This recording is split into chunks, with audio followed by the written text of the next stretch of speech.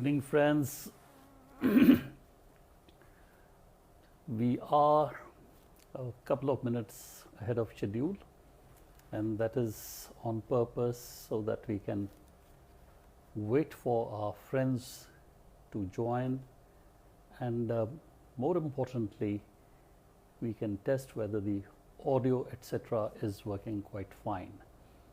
So as our friends begin to peep in, I think we'll be at the stroke of 7 try and talk maybe for 30 odd minutes on the new education policy 2020, which was approved by the Union Council of Ministers, the Union Cabinet, which met yesterday. And there is, of course, a lot of coverage already in the newspapers today.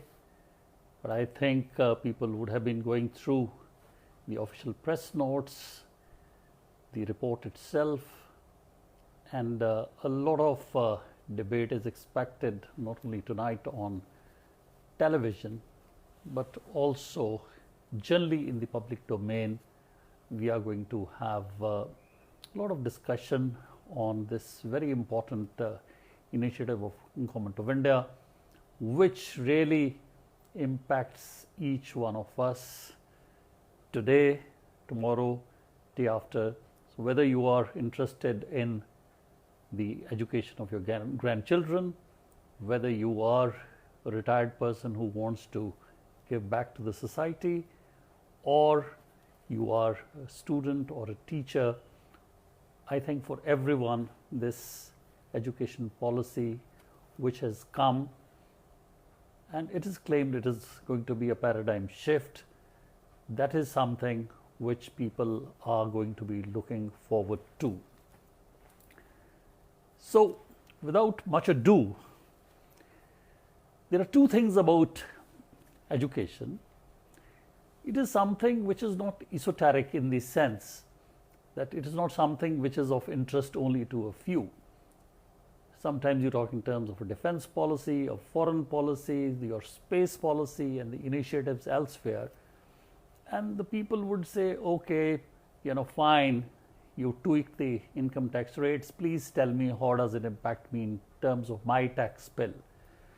But education is something which really impacts each and every enlightened individual, literate or illiterate, educated or uneducated. And very interestingly, everyone seems to have an opinion on what education in this country ought to be like. Whether they can justify that opinion or not, that is entirely a different thing.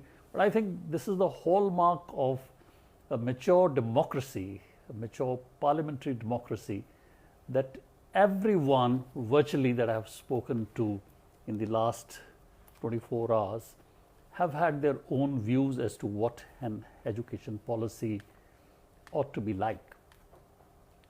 Now, in terms of the political statements before independence, after independence, in fact, the first declaration that we should be investing 6% of our GDP in education came as early as 1948.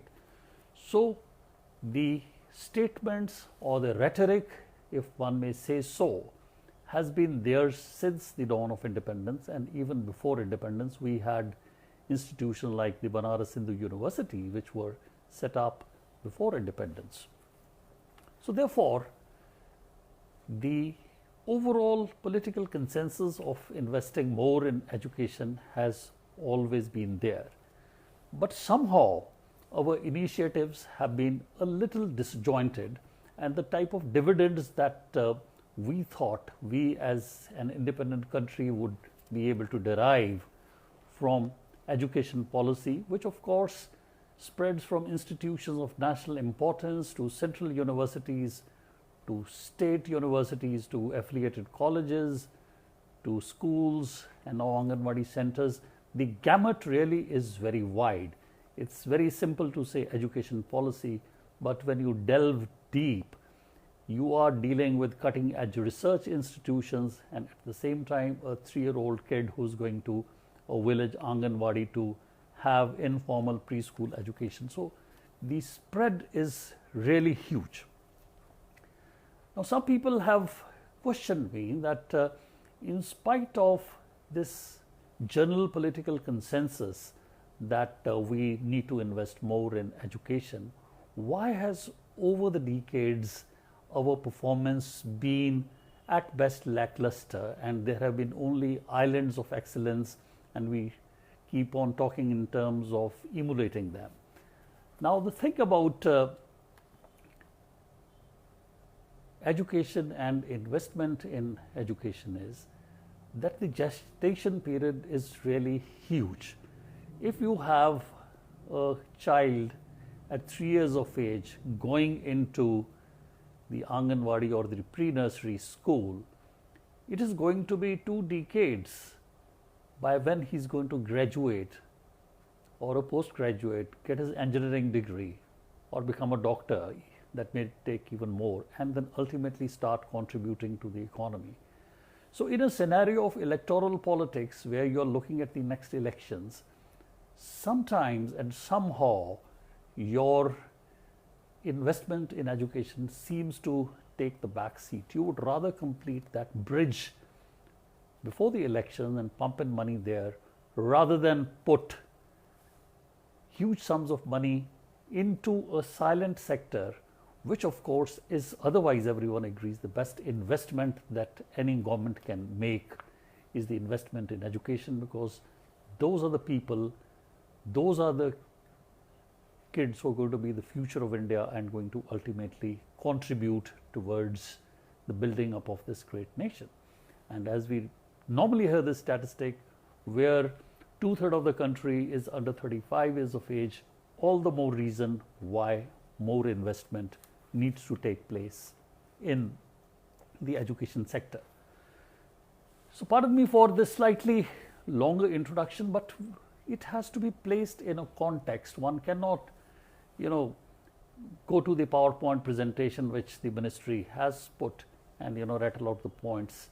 We will not be able to place it in a context, and if we are to really appreciate within a limited time of 30 minutes or so as to what this policy is doing, we need to understand the context. Another debate which has been taking place around education is this trade-off between quality and quantity. You could have a limited number of Indian institutes of technology, and those Indian Institute of Technology could cater to a limited number of students. And it was not for want of investment. People would say, where are the teachers? How do you start a good institution of excellence if there are no teachers?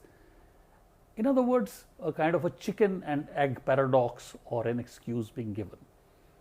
But in a country which is 135 crores, we cannot be rest content with 5 or 6 IITs. There may be 10 or 12 or few Indian Institute of Managements being added to say that these are the centers of excellence.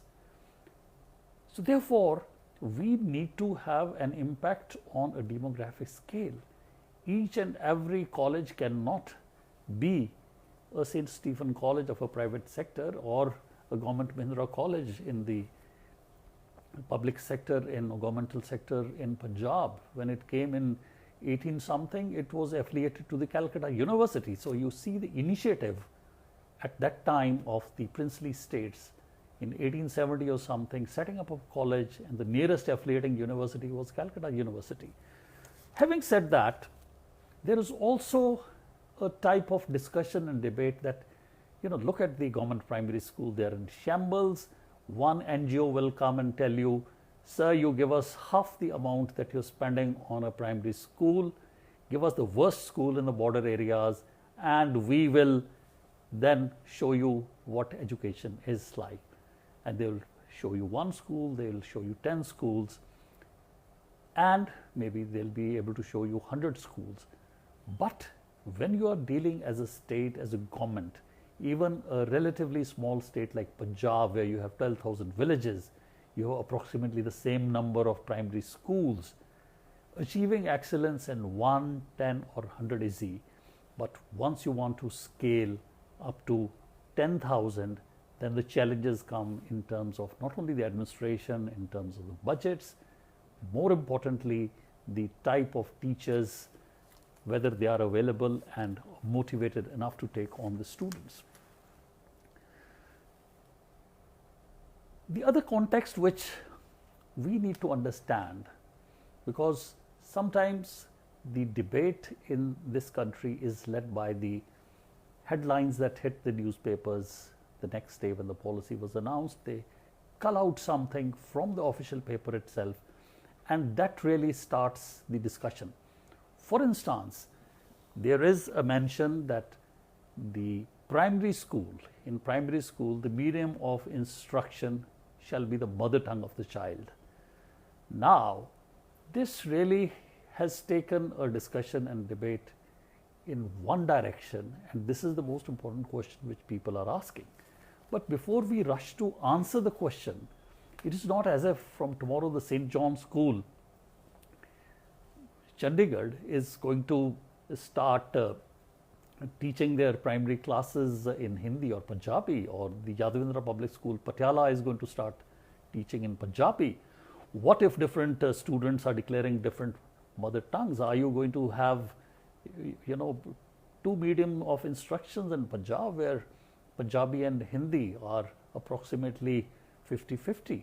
What about Delhi? If people have declared Urdu as their mother tongue, are you going to have medium of instruction as Urdu? So those are the type of questions which are genuinely coming. But we need to understand that this policy is a broad policy of intent of Government of India, would definitely apply to the Government of India institutions, the Navodaya Vidyalas and so on, which the Government of India, the central schools which they are running, are affiliated to the CBSE, the Central Board of Secondary Education and so on. Also would apply to the central universities and institutions like the IITs and IIMs who are already there. But we must understand within a constitutional framework and within the federal polity of this country that education is on the concurrent list. That means both the central government and the state government have a say, not only to legislate but also in terms of the executive issues surrounding education. In fact, when the constitution was framed, at that particular time education was a state sector, and it was only, I think, in the 42nd amendment, which came during emergency, that education was lifted for good reasons to be in the concurrent list. So the central government is now able to take initiatives at a national level, but if there are strong and compelling reasons, a particular state government, in my humble opinion, can depart and divert from the policy by framing a suitable law, at least in terms of the government run or the government aided institutions. We must also see in the prism of the fact that the right to education is now a fundamental right.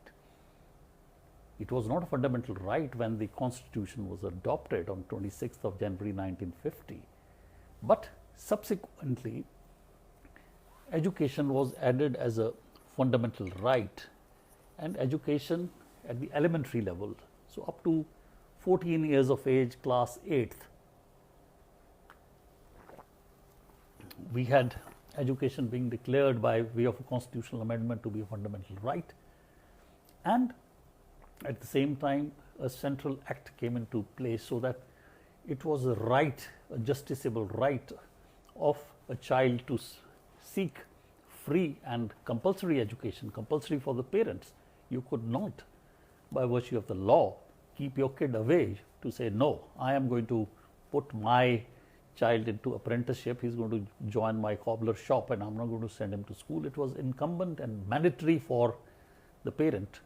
So right to education not only made education as a fundamental right, it also made education at the elementary level free and compulsory. I have had the good fortune of working in the school education sector in Punjab for almost 3 years, that was from 2004 to 6, and then 1 year in higher education. I've also had a stint in technical education.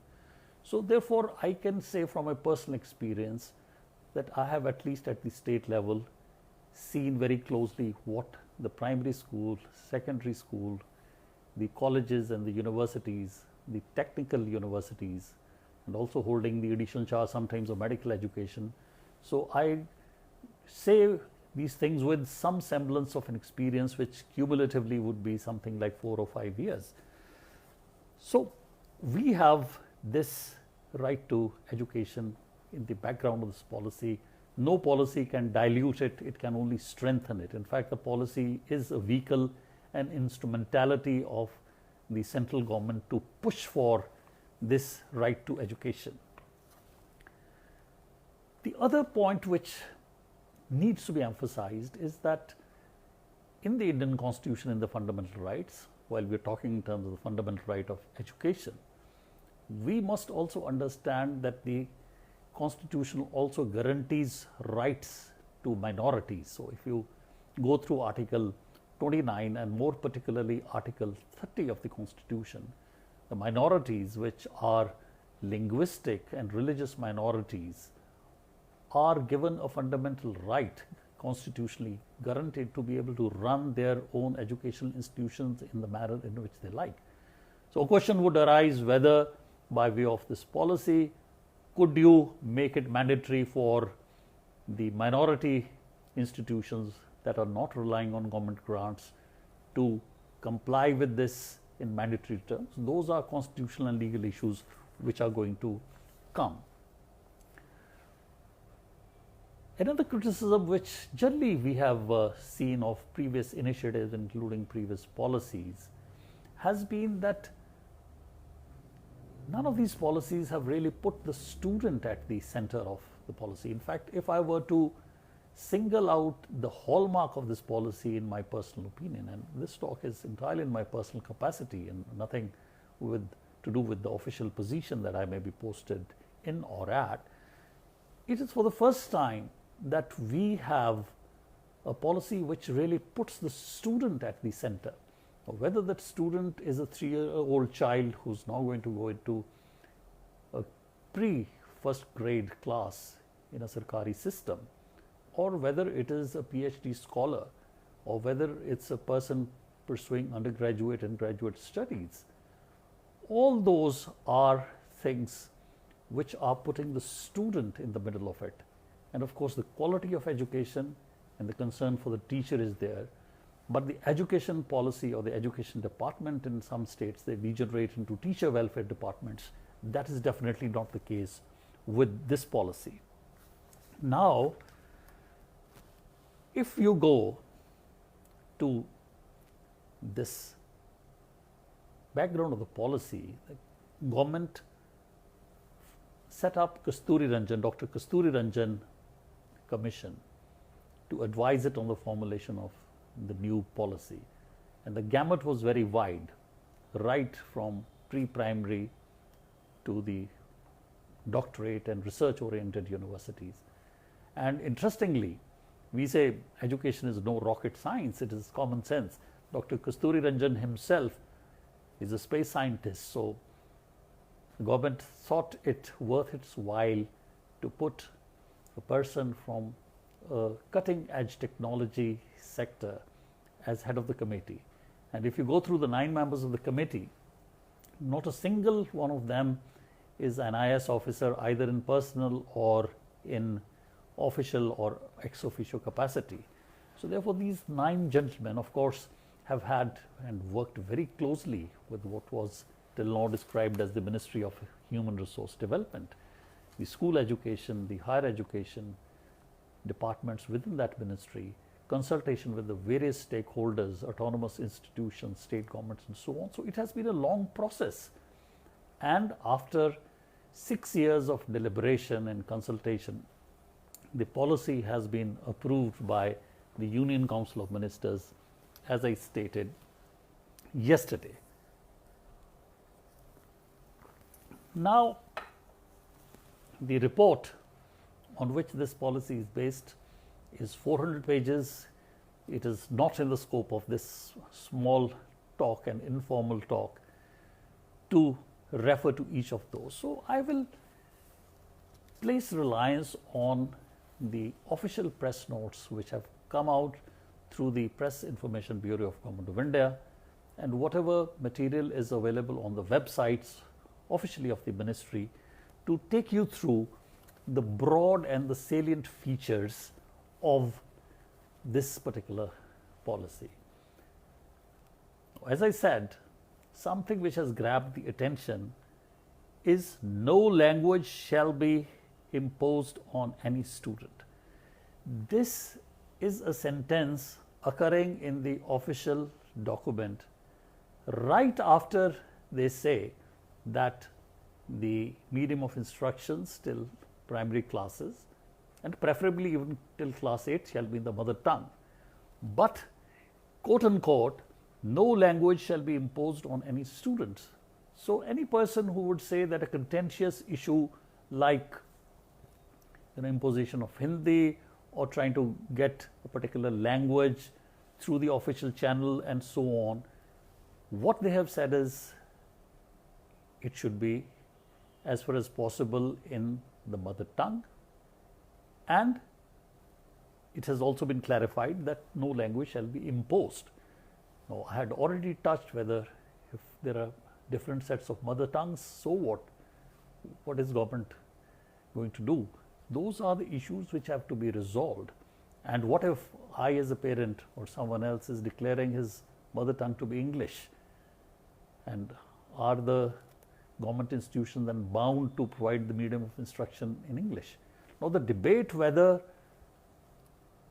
English should be the medium of instruction, mother tongue should be the medium of instruction, that is something where people hold very, very polarized views, and I don't think there is ever going to be a consensus anywhere in the world. People will say Japanese and Chinese, they teach you in the mother tongue and see where they've gotten, and we are trying to grapple with English and so on and so forth. Another point which you need to emphasize is that while they have said that the medium of instructions shall be in the mother tongue, the policy does not say that English shall not be taught in the primary classes. So this is something very important to underscore. The policy is not saying jettison English. Teach English as English ought to be taught, and English to be taught by a teacher or teachers who are trained in English. I remember for a long time in Punjab, the social study teachers used to actually be teaching English, and the initiatives to recruit proper English teachers came much later. So therefore, these are the tricky points in terms of the medium of instruction at the primary level, the future of English. I have flagged the rights of the minorities and the right of education. We have to see in this background. Now, what is happening to the school education? After a long time, we had gotten used to 10 plus 2 plus 3. I remember I passed out my class 10th in December 1976, and we were at the cusp and the transition when the senior secondary or the higher secondary or the senior Cambridge got merged, and I left school in class 10th to pursue pre-university and pre-engineering in a college, taking university examinations before actually going into the engineering college. Now the equation which is coming, instead of 10 plus 2 plus 3, it is 5 plus 3 plus 3 plus 4. 5 जमा 3 जमा 3 जमा 4 किन्ने बने जी 8 ते 7 15. 10 plus 2 plus 3 भी 15 ने. ते ये 5 की ने, these are 3 years actually have been added to education before you get into grade 1. In fact, that was a single lacuna which the state governments had been grappling with. We were taking in our formal schools, government schools, a child at the age of 6 in class 1. And the private schools were having an LKG, a UKG, a prep, a kindergarten, or whatever you may say, a play school. And for 3 years, the child was actually going and learning things, numbers, languages, painting, getting along with kids, peer relationships. And what did we have in the governmental sector was the Anganwadi system, which is under the Department of Social Security or the Department of Women and Child Development, as distinct from the Department of Education. I've also had a chance to serve in that department, so I actually have seen the state of Anganwadis that we have. And since the departmental divisions are so sharp, an Anganwadi working in a particular school would say, well, these are my kids. Why are you taking them to KG class in a government school? Tomorrow my Anganwadi is going to be wound up. Now, a very enlightened and a long awaited part of this policy has been really to grapple and take the bull by the horn to say that before you get into a formal class 1 at the age of 6, we will as a state government, we will as a state government supported by Government of India under the National Education Policy 2020 have 3 years of education. So our Anganwadi centers are going to go in for a big change. As you know, the Anganwadi centers, preschool non-formal education is only one of the 6 strands, as they say. They also are looking after expecting mothers, lactating mothers, midday meals are being given, immunization and so on is being done. But now this is going to be integrated seamlessly into the education sector. And the paper has been at pains to say that close coordination between the new Ministry of Education, the Ministry of Women and Child Development, the Ministry of Health and Family Welfare, and of course Ministry of Tribal Affairs and Tribal Areas have to work very closely so that this kind of a divide that one had between an Anganwadi center and the primary school, that is bridged. And that was also the reason why private schools were able to take our kids between the age of 3 to 6, and once a kid gets there, then the tendency of the parent is to make him continue there. Now the governmental sector is going to spread, and we are going to have free and compulsory education provided from the age of 3 and also accompanied by free midday meals. So this is something very important which we may miss in all the noise and din which sometimes our TV studios they tend to create, that the 3 years of education before the child gets into grade 1, that is between the age of 3 to 6, the child is going to be in a preschool, you call it Anganwadi or whatever, and all those have to be working in close coordination, the ministries and departments, irrespective of the departmental silos that we create. Now, what happens after class 6 onwards? We've talked in terms, I remember Kothari Commission and so on coming. Vocationalization of education was a big thing, and when we were taking the civil service examination, we used to be talking vocationalization is going to come, you need to develop a skill. So they have said now very clearly from class 6 onwards, vocational education is going to be introduced. I remember in our school, a public school, we used to have hobby classes, and I did carpentry, I did cane work, I did photography, I did chess, depending on whatever I opted for.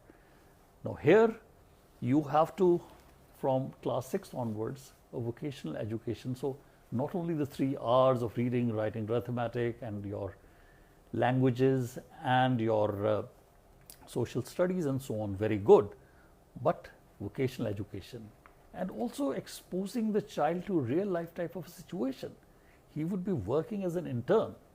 I mean, we have an old apprenticeship act, it's a beautiful act post World War II, but the child in this case would actually be going to a live working environment to see how things actually work, and that will help him not only with toning up and honing up the skills which he learnt in a vocational class, but also how actually things are being done when you go there. Another thing which has come very clearly, and I don't know, it has not hit the headlines, is that the semester system is going to be now going through the school system. Each semester is going to be 6 months. So you are going to have semester examinations the next semester, and the semester system, which you generally had in engineering colleges and higher classes, is now going to be teleported, transposed, implanted, ingrained, grafted, whatever you may say, into the school education. So school education is going to have a semester system. And those of you who were wondering whether the board examination at class 10th and 12th would continue or not, or you're just going to have internal assessment, there's going to be favoritism, there are pets of the teachers and they will score the high marks and so on. They have said very clearly that the board examinations at the stage of class 10th and 12th will continue. There should not be any doubt whatsoever that board examinations are going to be there. This is not mutually exclusive to the semester system. The board examination would be there. Now, what weightage is going to be given to the board examination, to the internal assessment, to the semester exams and so on, that is entirely a different thing. But no one is saying that the board examination after 10th and 12th is going to be not there. In fact, there is a categorical and affirmative situation to say that the board examination is actually going to be there. So for all this, we need, and it is reiterated, an investment of 6% of the GDP getting into the education sector, right from pre-primary to the institutes of excellence. Now, this is a huge target. We've been talking about it since 1948, but in a scenario where the GDP will expand post-COVID, we will have to have the political will. I can speak on the type of fiscal space that is available in the state and the union budgets, where you have committed expenditures on salaries, on pensions, on defense, on debt servicing, but ultimately we will have to cut expenditure on unnecessary side and also put it into education. And what is sometimes missing, and the policy has emphasized, is the quality of the expenditure. I mean, the same room which a panchayat constructs for an amount X, if your PWD is constructing at 2X, the policy is going to favor the panchayat to build up the school rooms additionally that may be required. Similarly, in terms of the teacher scales and so on, that is a separate matter. If you're paying someone 10,000, someone 35,000, you can say my investment is 3.5 times the private sector, but whether the corresponding quality is coming or not, that is entirely a different thing. So the policy says we have this huge milestone, guiding Northern Star, to be able to find resources, 6% of the GDP, that is both the central government and the state governments put together, and the quality of the expenditure also is going to be increased. So in this scenario, they have said very clearly that in spite of all our Sarv Shiksha Abhiyans and so on and so forth, where universal education was supposed to be there, we still have 2 crore out of school children. For whatever reason, they may be migrant labor, brick kiln labor, living in slums, living in isolated tribal areas, hill areas.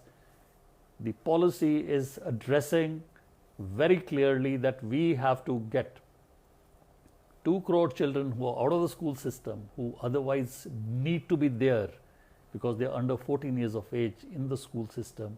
They have to be gotten, and special efforts and arrangements to be made to integrate them into the class in which they ought to be. Now, these are technical terms. I'm now coming to higher education, that is after school, +2 board exam. Now we are getting into the colleges. They say that we are going to increase the GER, the gross enrollment ratio to 50%. Now this is something, first we need to understand what gross enrollment ratio is, and currently it is around 26 to 27%. If I may say in Punjabi, ਜਿਹੜੇ ਬੱਚੇ college 'ਚ ਪਹੁੰਚੇ ਉਹਨਾਂ ਨੂੰ ਗਿਣੋ, ਉਹਨਾਂ ਨੂੰ ਪੁੱਛੋ ਤੁਹਾਡੇ ਨਾਲ ਪਹਿਲੀ ਜਮਾਤ ਦੇ ਵਿੱਚ ਕਿੰਨੇ ਚੱਲੇ ਸੀ। ਉਹਦਾ ਆਨਸਰ ਆ ਰਿਹਾ ਕਿ ਜੀ 100 ਬੱਚਾ ਮੇਰੇ ਨਾਲ ਦਾਖਲ ਹੋਇਆ ਸੀ ਪਹਿਲੀ ਜਮਾਤ ਦੇ ਵਿੱਚ, ਤਾਂ ਸਿਰਫ 1/4 ਬੱਚੇ ਨੇ ਜਿਹੜੇ ਕਾਲਜ ਦੀ ਐਜੂਕੇਸ਼ਨ ਵੱਲ ਦਾਖਲ ਹੋਏ ਨੇ। Whether they ultimately get a degree or not is something else. So right now, our gross enrollment ratio as a country, Chandigarh incidentally has a very good GER. That means a lot of kids who do their +2 are generally picking up a graduate degree from none other than the Punjab University, Chandigarh. But this policy aims very ambitiously that our gross enrollment ratio, which is about 26 to 27%, must go to 50%. That means for every 100 students who have enrolled in class 1, at least 50% must pursue higher education at the college and university level. And easier said than done. You have to create 3.5 crore seats in the various colleges and universities to meet this demand. It is very easy to put numbers to say 50% by 2035. 2035 appears to be very distant, but it's nearly 15 years ago. I remember when we joined service in 1984 and late Prime Minister Mr. Rajiv Gandhi said health for all by 2000. It looked, somewhere in very distant future. 2000 came and now it's 20 years past 2000. Therefore, this 15 years in which this has to be achieved till 2035, a gross enrollment ratio of 50% will mean strengthening your secondary schools, your high schools, and making sure they are affordable, and also creating capacity of 3.5 crores in government colleges, universities, where the children can actually study and obtain their graduate degrees.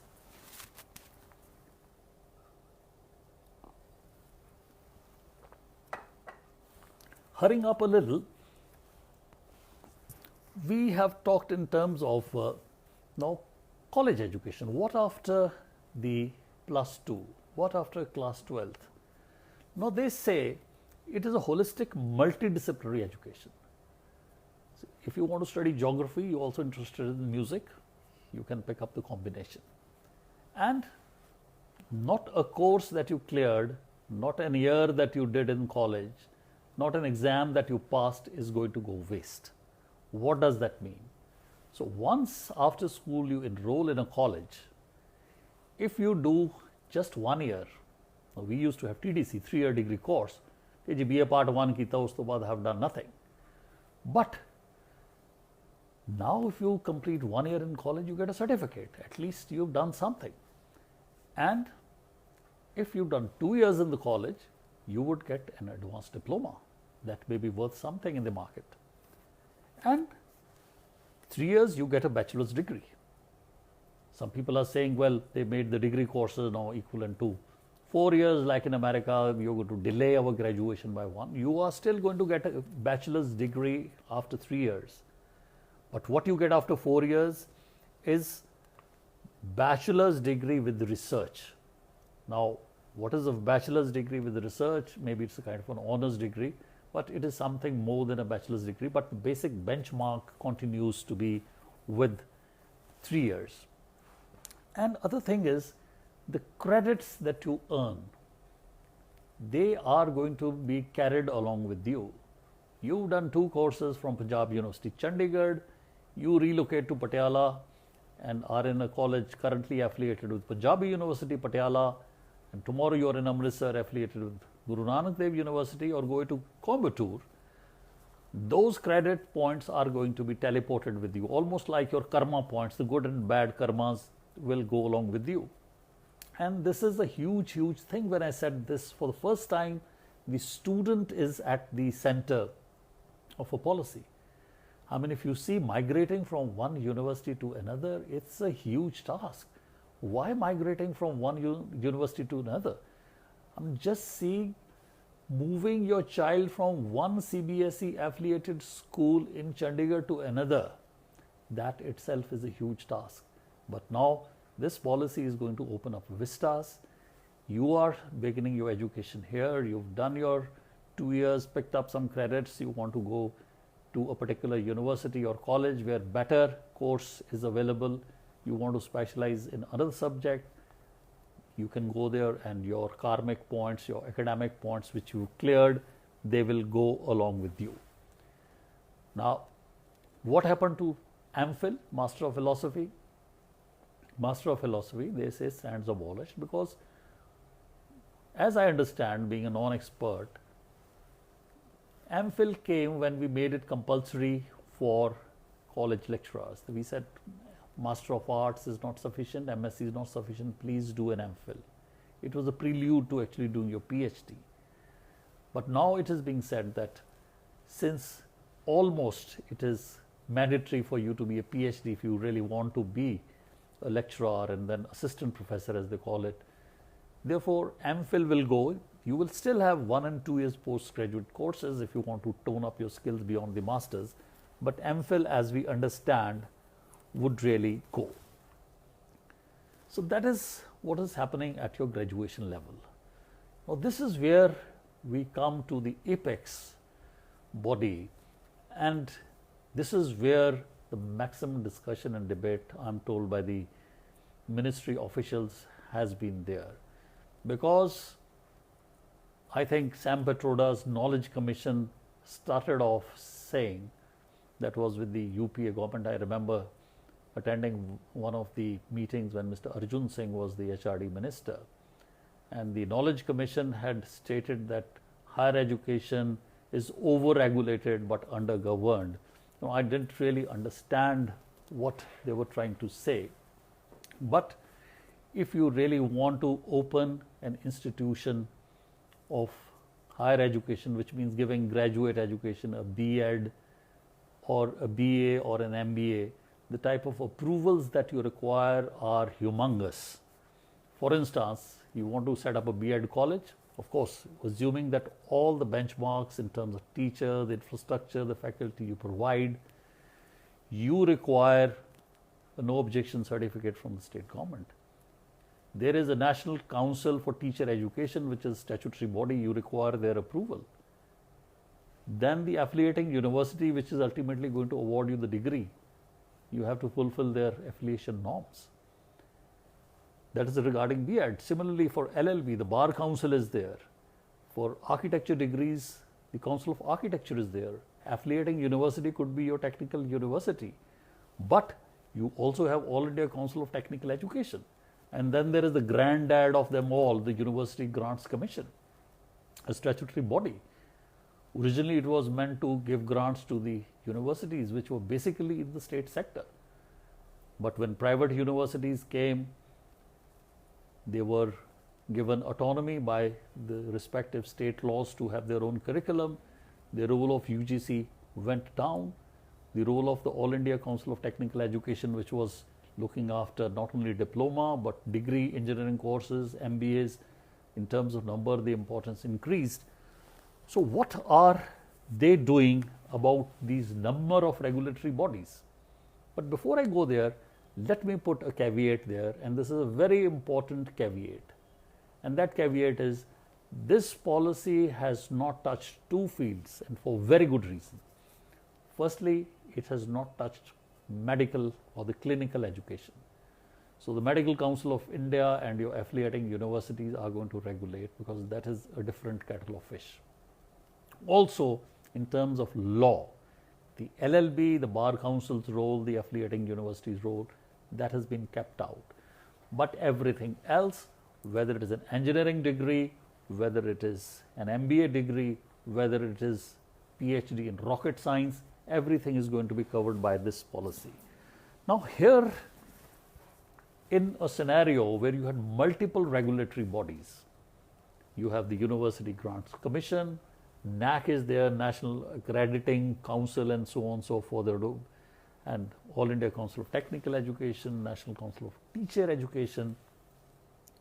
Now we are going to have one big granddad, so to say, and the name is, the acronym is not very comfortable, but it is HECI. So it is Higher Education Commission of India. So commission is at this level and council is at this level. So one big body which is going to take the overall role, and there are going to be 4 vertical pillars, is going to be the Higher Education Commission of India. Of course, the UGCs, the AICTE and other institutions are going to mesh and merge with this. There is going to be a turf war. The people from these institutions would like to be in the Apex Commission. The role of the ministry in sorting out those tussles and the political leadership in sorting out those tussles would be very important. But this would be a kind of apex body, and the policy says it will be faceless. In sense, everything would be through online, whatever permissions are required and deemed approvals coming. Those of you who would want to know a little bit more, in a couple of minutes I would say that this HECI, the Higher Education Commission of India, would have 4 verticals. One would be for regulating, where to start, where to have an institution and so on. And then you have standards. What type of standard you expect a BSc student, engineering student, what is the course content, should this subject be taught at this rigor at the master's level or the bachelor's level. So the standards. And then would be the funding, which was originally the job of the UGC. One vertical of this HECI is going to be funding. Where are you going to put the resources? Because all these centers of excellence, whether there's an IIT and so on, they require IIMs. None of them are subsisting on government fees, otherwise the student fees. Otherwise, the fees would really shoot through the roof. So now the funding is going to be a very important part of this HECI, is the commission subordinate to it, and other is accrediting, which means you're certifying almost like an Indian Standard Institute that this particular college, this university is at this level. So I think we need to very closely watch where and how HECI is going to work. 4 standards, 4 strands, subsuming the role of the University Grant Commission, of All India Council of Technical Education, and this would really be the big granddad. And I personally feel how it conducts itself, whether it is going to decentralize its functions, whether it is going to have a right type of a balance between too much of rigor in terms of quality or too much dilution of the quality, that remains to be seen. But HECI, the Higher Education Council of India, Commission of India, is going to be a body which is going to play a very, very crucial role in terms of higher education and university education. So in all this, friends, what happens to our colleges? Modi College, Patiala, Government College for Women, Ludhiana, Government Brichendra College, Faridkot, Government Mahindra College. In this whole policy, what is the policy thinking about the colleges as we understand? A DAV College for Women, Chandigarh, both in the private sector, both in the Sarkari sector, and then of course we have what are called the aided institutions, the Hindu College Amritsar, the Layalpur Khalsa College, the Khalsa College Amritsar, and so on and so forth, where they are technically private, but a lot of government funding is going on. Now, this policy really gives you 2 trajectories, 2 paths diverged, as they say. If you are good enough, then over next 15 years till 2035, the college would become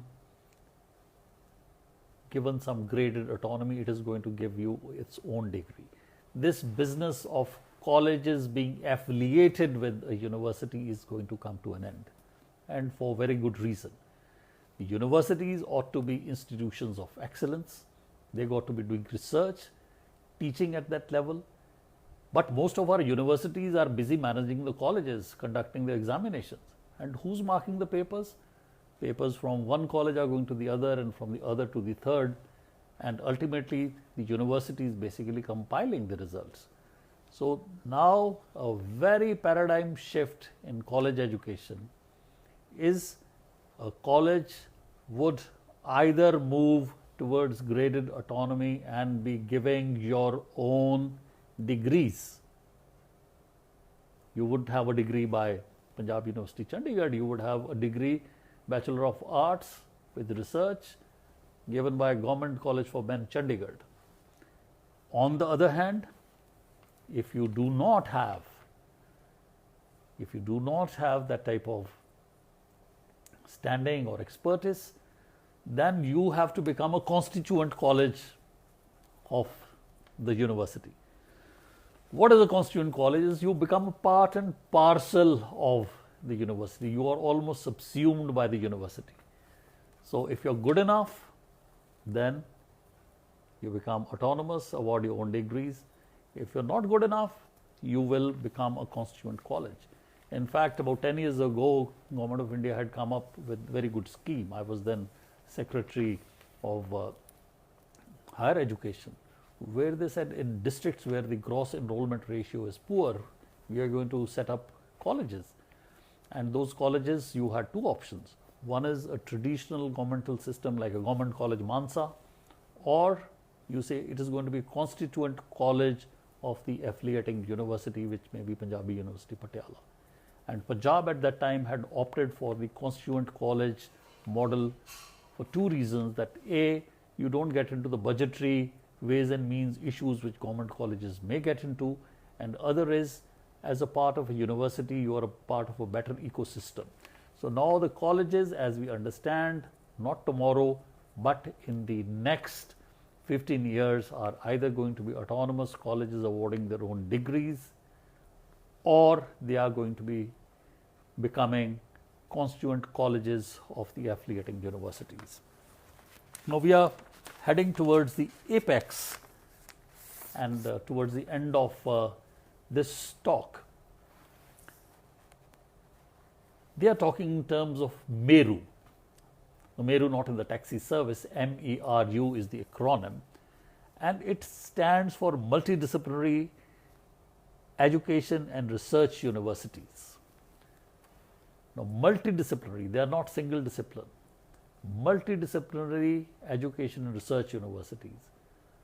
My hunch is the IITs, the IIMs in the central level, the central universities as we have, and of course, as you will have the National Institutes of Technology already there, the former regional engineering colleges are now NITs. All these will become MERUs, and I think good universities in the state sectors will also have to become MERUs.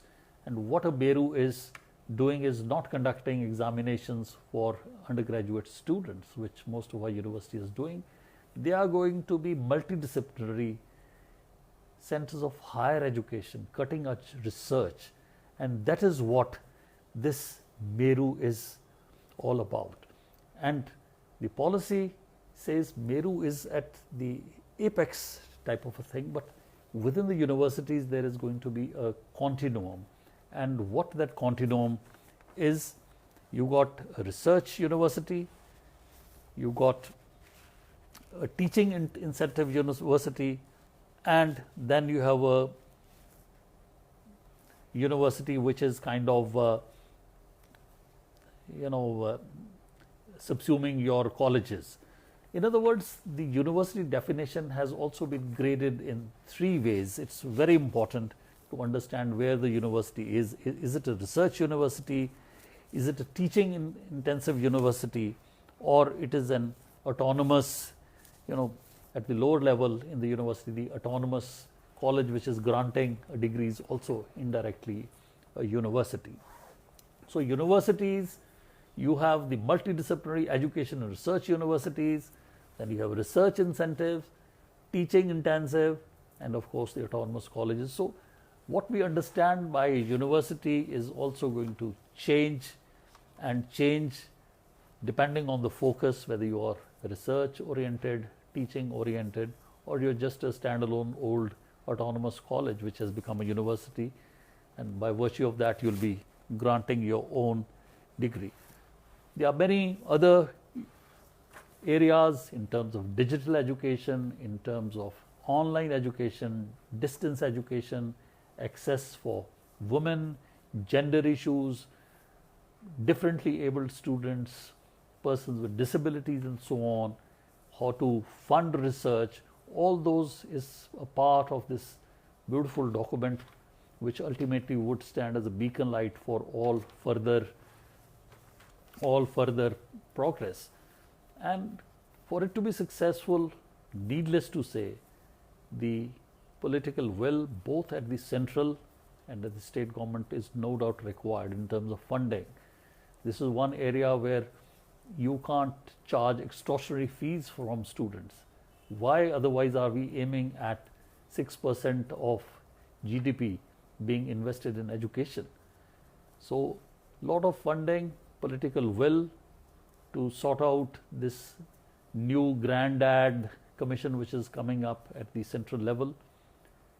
And more importantly, I think we need to have a lot of coordination between the existing institutions. Everyone is going to be busy defending his turf and expanding his turf. As we know, when such huge reforms come, there can be perceived to be winners and losers. And in this little turf fight, a university grant commission trying to grapple with an All India Council of Technical Education, one university wanting a particular big college to remain a constituent college, whereas this college wants to, actually go and become an autonomous degree awarding institution. Those type of conflicts have to be resolved not by virtue of personal egos and authority, but keeping in view the interest of the students, and also keeping in view where the country is, what is the trajectory of the country as such. And if that is so, then of course this reform chapter which has been unveiled only yesterday, we could over the next decade or so see India going into an entirely different trajectory of education, where not only quality but quantity both are going to be addressed. So I would end with a quote from Mark Twain. Of course, he said in a different sense, but the sense I am going to put forth and conclude is, he said, "I didn't allow my schooling to interfere with my education." Now, what I'm leaving with my student friends, and including our teachers, is that all right, the institutions are there, the teachers are there, the reforms are there, the fees are very reasonable, but you have to have will, dedication to pursue education. Education is like tapasya. You literally have to do a kind of a penance almost. And that is why in ancient India we had, the young princes going to gurukuls in the forest and living like virtually a recluse. A. B. While you suck the maximum out of the formal education system, also there are other ways you can educate yourself.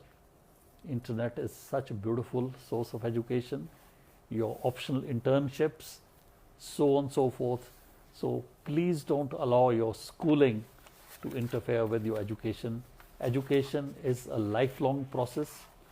Literacy can come, but education has to continue for a lifetime, and you have to constantly sharpen the edge so that ultimately not only you enrich yourself as an individual, but are also able to disseminate the knowledge. As they say, no one is a good teacher unless he produces students who are better than him. So it was a longish talk. I had anticipated it should be about 30, 35, 40 minutes, almost 1 hour. If there are any questions, please do leave in the comment section. I will try my level best. We are still going through the print, 400 pages of Dr. Kasturi Ranjan committee report. Of course, there are going to be statutory notifications coming up. There are going to be further regulations framed under the various enactments and so on. So it's an ongoing process. This is just the first shot fired and the launch of a rocket which may take some time to land at its desired objective. Thank you, friends. Take care and have a great evening ahead.